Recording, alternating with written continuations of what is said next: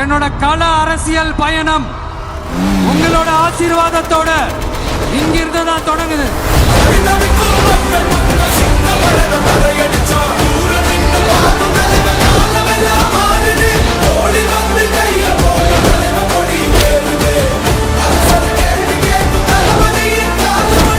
மாநில மாநாட்டில் நான் சொன்ன விவசாய நிலங்கள் பாதுகாப்பு கொள்கை தீர்மானம் காஞ்சிபுரம் மாவட்டம் பரந்தூரில் 1000க்கும் மேற்பட்ட ஏக்கர் பரப்பளவில் 13 நீர்நிலைகளை அழிச்சு சென்னை நிரந்தரமாக வெள்ளக்காடாக்கும் திட்டத்தை ஒன்றிய மாநில அரசுகள் கைவிட வேண்டும் வலியுறுத்தின.